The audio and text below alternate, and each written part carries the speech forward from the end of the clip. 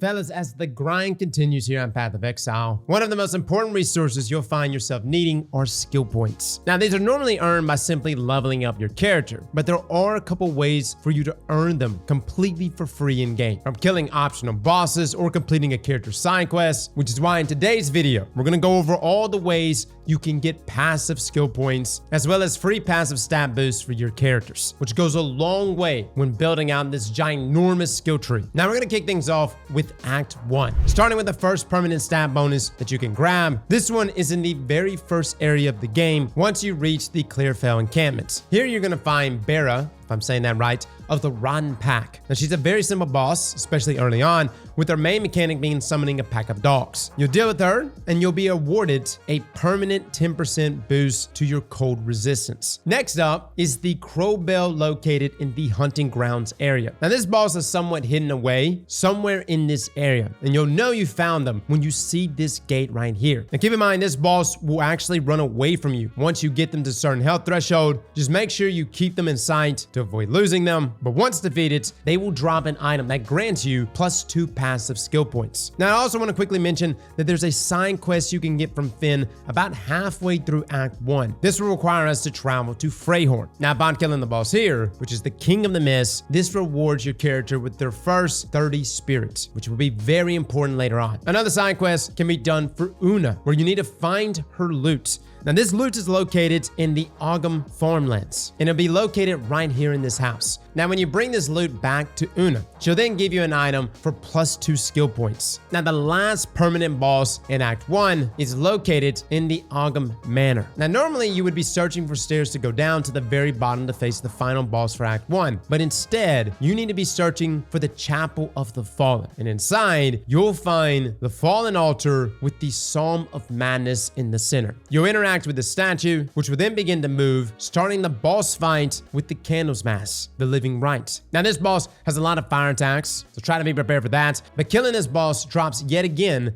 another item, but this one grants a permanent +20 to maximum life. Now, moving on to Act 2. We first have a boss, the Constrictor Queen, Kabbalah. Now, she's located in the Keth, and you know you found the right spot when you find this snake pit formation. Now, as for the boss itself, it's pretty standard. The main thing to watch out for, especially solo, is when she summons all of her snakes. It's very easy to get trapped, but once defeated, she'll drop an item which will grant you +2 passive skill points. Now, before moving on in this area, you'll also find a lot of these snake enemies. Now, make sure you kill them because they have a chance to drop a Kabbalah clan relic, which will be useful later on as it's one half of a puzzle. The other half is going to be located in the Bone Pits, accessed through the Macedon Badlands. Here you'll find these Sun Clan scavengers, and these have the chance to drop the Sun Clan relic. Now, with both of these in hand, you're going to make your way to the Valley of the Titans, where we are looking for this area that you see here. Now, you're going to insert the relics, and this allows you to choose between 30% extra charm charges or 15% extra mana recovery for flasks. Now, this can be changed at any time. So depending on your build or whatever it is you're trying to do, you can always return to the altar and change things up. Next up, we have the side quest for the Shambrin at the Caravan. For this, you'll have to find a final letter located in Deshar. Simply run around this area until you find this green corpse who will have the letter.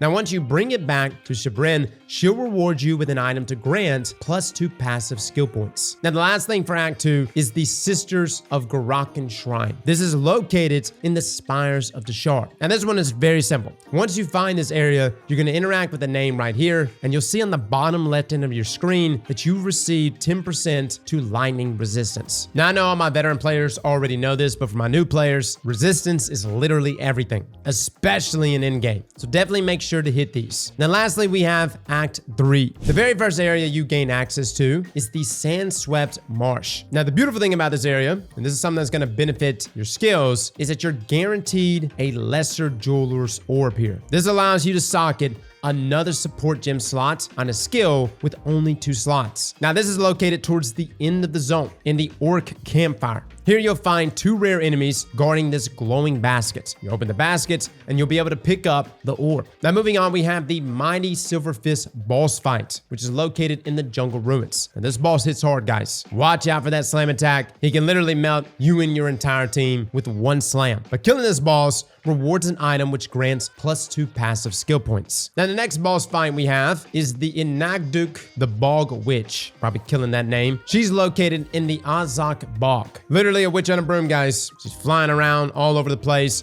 Try to get some stuns in. When she stops moving, she'll summon these big AoE attacks. And when she reaches half health, she enters her second phase where she uses a ton of fire attacks. Now once defeated, she drops an item that rewards another permanent +30 spirit to your character. Now next you want to head to the Venom Crypts to find a Venom Vial, which is part of a side quest for Survey. This actually gives you the choice between 3 stat bonuses, +25% stun threshold, +30% ailment threshold, and +25% mana regeneration rates. Be mindful when choosing a buff. This is a permanent buff and cannot be changed once chosen. And the next boss is Blackjaw, the Remnant, which is located in Jaquani's Machinarium. Towards the end of the area, there's going to be a door you can open with a soul core, which can be found by exploring the area. Now, once killed, they drop the flame core that grants a permanent +10 to fire resistance. Now, finally, in Act 3, you'll need to sacrifice a sacrificial heart at the altar in Agarat. This will give you another +2 passive skill points. Now, this heart is a random drop from enemies in Exile.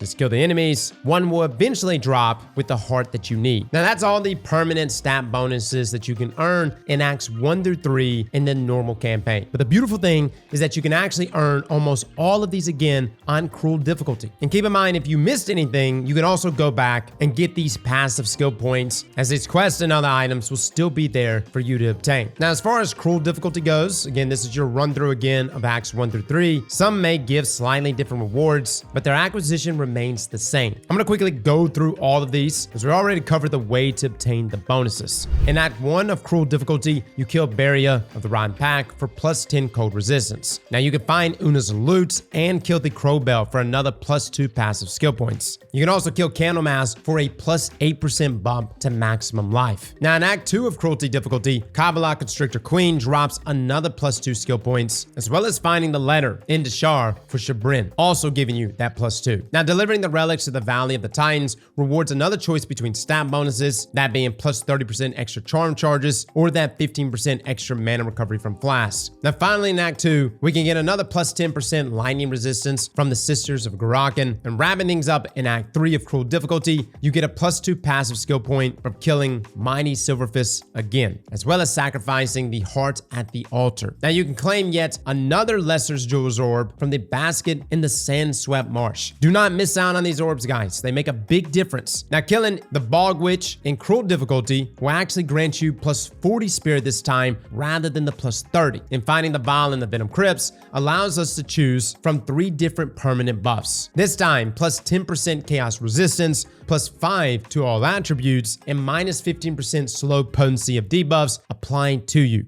Now keep in mind, these are permanent changes, so choose wisely. Now lastly, again, you can kill Blackjaw the Remnant for another 10% boost to our fire resistance. So guys, that is everything, at least what I've gotten so far, from things that you can pick up throughout the campaign, other passive buffs that you can go back, that you can obtain, both in the normal version of Acts 1 through 3 and cruel difficulty. I would say out of all of these, the +2 there in our passive skills are really, really nice. It's wonderful for building out that skill tree, so don't miss out on any of these. Now we're gonna have all of these listed down below, so feel free to check that out. And we even have a website link. That way, if you want to like print it out or something and mark out which ones you've done, you can do so there. But fellas and ladies, thank you all for coming and watching. And as always, slap that like button like your mama told you right.